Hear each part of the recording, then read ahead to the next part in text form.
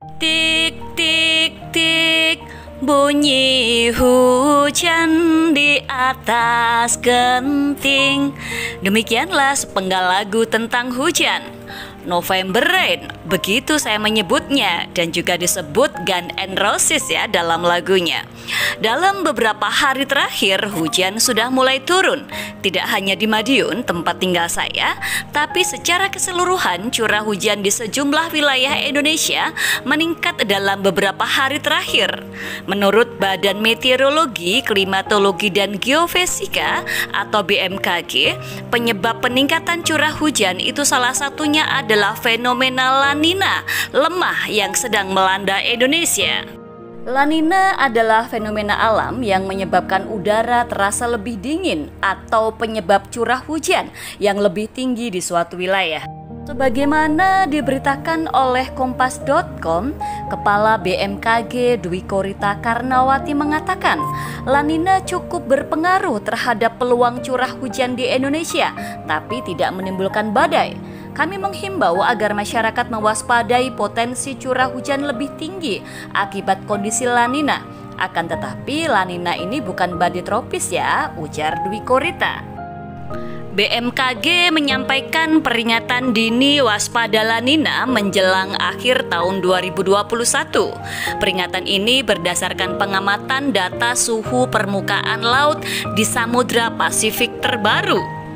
Suhu permukaan laut di Samudra Pasifik bagian tengah dan timur menunjukkan saat ini nilai anomali telah melewati ambang batas La Nina, yaitu sebesar 0,61 pada Oktober 2021, dan kondisi ini akan terus berkembang. Dari tadi menyebut La Nina, siapakah dia si La Nina? Fenomena La Nina berkebalikan dengan El Nino yang identik dengan peningkatan suhu, kemarau panjang yang berdampak pada kesulitan air dan kekeringan, termasuk bibir pecah-pecah dan kulit yang bersisi ya. Sudah kita rasakan kemarin kan?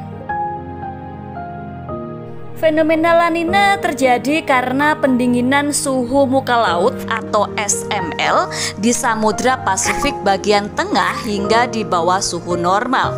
Pendinginan suhu muka laut itu berpotensi mengurangi pertumbuhan awan di Samudra Pasifik Tengah.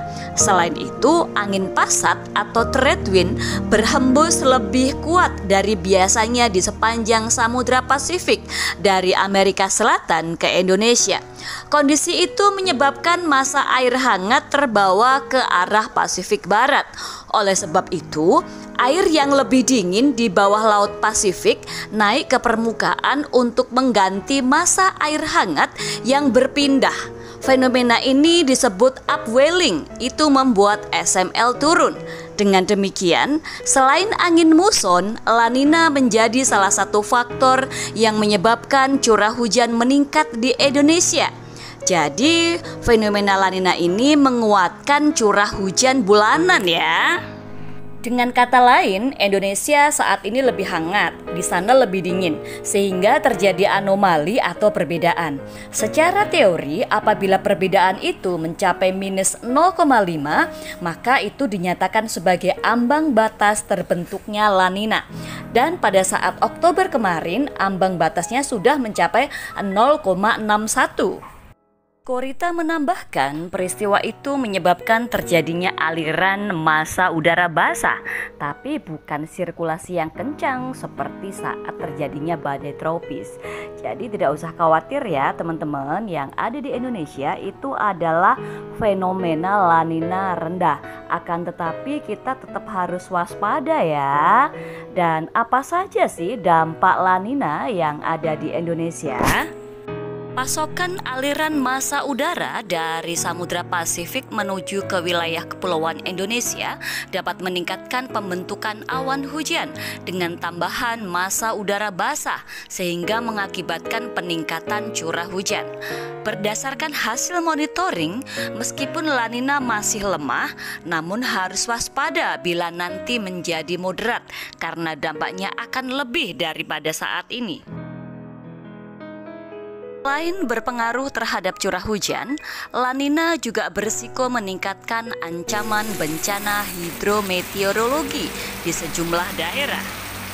Bencana hidrometeorologi akibat curah hujan tinggi diantaranya adalah longsor, banjir, banjir bandang, jalan licin, pohon tumbang, dan sebagainya. Oleh karena itu, Dwi Korita menghimbau agar masyarakat dan pihak berwenang meningkatkan mitigasi bencana hidrometeorologi. Berdasarkan pengalaman fenomena La Nina di tahun 2020, hasil kajian BMKG menyebutkan bahwa curah hujan di sejumlah wilayah Indonesia meningkat pada bulan November, Desember, dan Januari.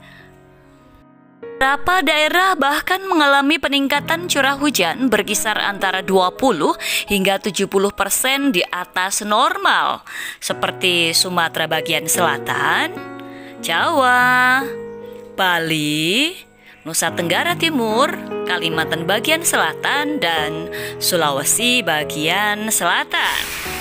Fenomena La Nina kali ini diprediksi memiliki dampak yang relatif sama dengan tahun lalu, yakni peningkatan curah hujan dan berbagai bencana hidrometeorologi di berbagai wilayah yang rawan.